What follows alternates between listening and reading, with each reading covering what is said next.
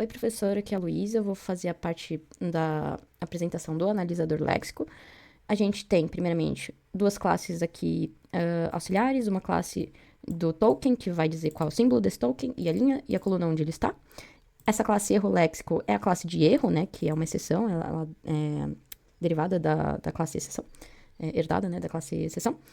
E a gente dispara essa exceção quando ou quando a gente acha um erro léxico dentro do texto.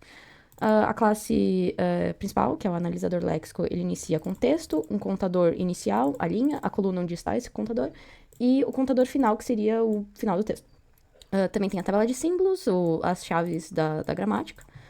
A gente tem esses três métodos que são auxiliares para o percorrimento de caractere a caractere. Aqui a gente tem as três funções de máquinas, né, de estado, assim. Uma para verificar se é um identificador ou se é uma chave da linguagem, uma palavra-chave. Verificar se é um número e verificar se é um operador ou pontuação, né. Aqui, utilizando sempre os métodos auxiliares aqui para o percorrimento. Aqui eles vão usar sempre o maximante, né, para verificar qual é o termo maior ali do texto. E verifica aqui, né, se é um identificador ou se é uma chave, de acordo com a tabela de símbolos. Aqui ele faz a mesma coisa, usa o maximante, mas se tiver um ponto, ele vai ver que é um float, vai disparar um erro léxico e não pode, só pode números inteiros. Aqui a gente tem setado todos os operadores que são aceitos. Ele vai verificar se é dois ou um caractere, né, aqui, nessa parte. E se não for nenhum dos dois, ele vai disparar um erro léxico, porque essa é a última máquina chamada, assim, né. Bom, e aí aqui, essa é a função principal da classe. Ele verifica primeiro qual é o primeiro caractere, se é um alfabeto ou se é um underline, e aí ele vai ativar essa função aqui, né, a função de identificador ou chave. Se for um algarismo, ele vai ver se é um número, e se não for nenhum dos dois, ele vai ver se é um operador. E se acabar que não é nenhum nem operador, nem número, nem alfabeto, ele vai disparar esse erro léxico aqui, né, no final. E, quer dizer, então, se for algum tipo de caractere especial, como cifrão, arroba, essas coisas.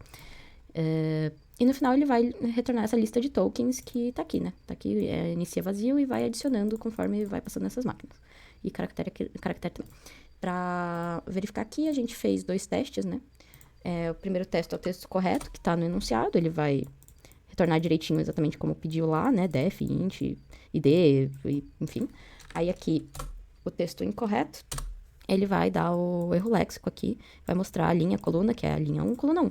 Se a gente vê aqui no texto incorreto, ele começou com esses dois jogo da velha aqui, e ele para aqui logo no primeiro, falando que tá errado.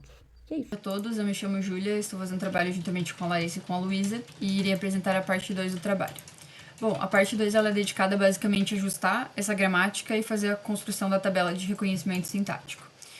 Aqui, os principais ajustes que a gente precisou fazer foram a questão de remoção da recursão à esquerda e a fatoração à esquerda. A remoção da recursão à esquerda é quando a gente identifica, por exemplo, aqui, né, no caso da expressão aqui, que a gente tem o elemento, né, que ele está como elemento aí do lado esquerdo da expressão, mas também ele é o primeiro elemento do lado direito. Então a gente precisa ajustar isso aqui. E a forma de ajustar, ele tem uma formulazinha, mas basicamente você vai gerar uma nova expressão em cima dessa aqui. Você vai colocar aqui como o primeiro elemento do lado direito o último elemento, né, aqui que é gerado da expressão. Você coloca ele aqui em primeiro e aqui você coloca o elemento que você vai gerar. Então aqui no caso numa expressão P. E aqui você coloca os demais elementos que estavam faltando aqui. E aqui você segue isso aqui. E o epsilon é claro quando a árvore para de derivar elementos. Então aqui para essa gramática, essa linguagem, foram identificadas duas expressões aqui que precisaram de remoção da recursão à esquerda.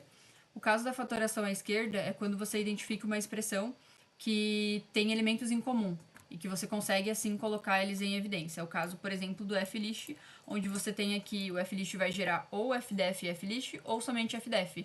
Então você coloca isso aqui em evidência, né? Então aqui no caso o fdef, e aí o flist ele pode gerar tanto só o fdef, então seria o fdef e o flist star vai gerar aqui o epsilon, que é o vazio, né? Ou ele pode gerar um elemento a mais, que seria o flist, né? Então a gente também vai ter a criação de uma nova expressão aqui. Aqui foram identificados novos casos em que isso foi precisado ajustar. Aqui então ficou a gramática final, né? de acordo com depois desses ajustes, que foi validado no site indicado pelo professor, no Princeton. Então, aqui está a gramática. Aqui tem, então, a definição aqui dos nossos first e dos nossos follow, assim como a tabela de reconhecimento sintático. Aqui, então, também no PDF estão, né, os conjuntos first e follow, que a gente fez a construção. A nossa tabela de reconhecimento sintático, que é a mesma que está aqui. A diferença é que ela está em formato de dicionário do Python, porque é a mesma tabela que a gente aproveitou para utilizar no código. Que a gente desce aqui. E aqui a gente vai ter um exemplo de aplicação dessa tabela para uma string simples, né? Que ela gera print x ponto e vírgula.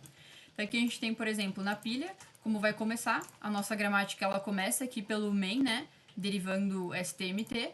Então, ela vai começar aqui, de entrada ela vai ter a nossa string inteira, ela vai aplicar a primeira produção, então de main gera stmt, aí vai assim por diante, stmt gera print stst, de print tst print expressão, e aqui beleza, aí ele deu match com print, ou seja, ele deu match com o primeiro termo aqui, né, da nossa entrada. Então, beleza, então ele vai remover aqui da pilha esse print de entrada. E aí vai sobrar o x e o ponto e vírgula. Aí ele vai seguir derivando ali, né? Vai aplicar o expressão, vai aplicar uma expressão, termo, factor e assim por diante, até que ele dá match, né? O id, que seria o termo ali com o x. Então, deu match, vai remover isso aqui, então, da nossa entrada.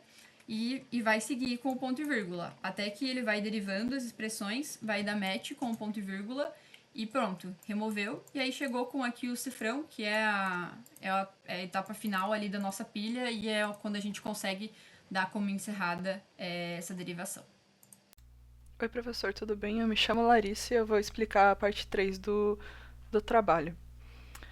Aqui uma passada rapidinha no README, só para deixar claro que a gente pode rodar somente o analisador léxico, que foi o que a Luísa fez, ou a gente pode rodar o analisador sintático, em que ele vai passar por todo o fluxo do trabalho, né? Aqui a gente tem as entradas e saídas de cada parte, e dá uma rápida explicação de cada elemento principal delas. E começando agora a parte 3. A parte 3 a gente tem a importação do analisador léxico da parte 1 e a gente tem a tabela de reconhecimento sintático feita na parte 2. A gente usa desses elementos aqui no main. Então, pode rodar o analisador sintático aqui, né, que vai rodar o fluxo todo, e ele vai pedir pra gente mandar um arquivo.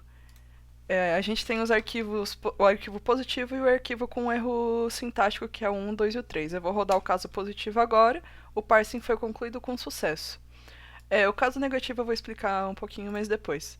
Mas a gente tem aqui que nós temos a instância da classe do analisador léxico, a gente tem a saída do tokenize, que foi o que a Luísa explicou, que devolve uma lista de tokens, e a gente chama a função parser, enviando esses 3 elementos. A função parser, ela tem uma pilha e uma posição. Essa pilha, ela é o que faz o while acontecer. Então, enquanto tiver pilha, a gente vai fazer a verificação do topo da pilha com o token atual. Então, se a gente tem que o topo da pilha e o token atual são iguais, é porque o que está passando ali no momento é um símbolo terminal. Então, a gente atualiza a posição para que o próximo token seja avaliado. Caso o topo da pilha e o token atual não sejam iguais, é porque eles existem, eles são válidos, né? Eles passaram pelo analisador léxico, mas a gente vai ver se eles são válidos de forma sintática. Então a gente verifica se eles estão na tabela e vai passando a produção que ele encontra lá, né? Então a gente passa o topo e o token, que são a chave, e aí retorna o valor que é a produção usada. Se a produção for diferente do símbolo final, a gente vai adicionar na pilha de forma com esse reversed. Esse reversed ele garante a análise top-down, porque a pilha ela é um last in, first out. E enquanto a gente precisa fazer essa derivação do não terminal, essa pilha vai ser decomposta aqui, né? Até que o topo seja o token atual e a gente atualiza a posição e vai para o próximo token. Caso a gente entre nesse else aqui, é porque o topo e o token atual eles não existem na tabela, então eles não são corretos sintaticamente.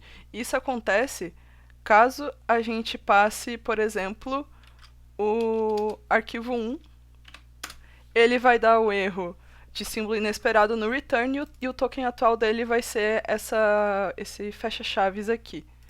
Então, por que isso acontece? Porque a linguagem ela espera ou um ID com ponto e vírgula ou isso aqui, né? Isso aqui é válido para a linguagem. Como não tem, ele dá o erro na produção do return, que é o return val opt.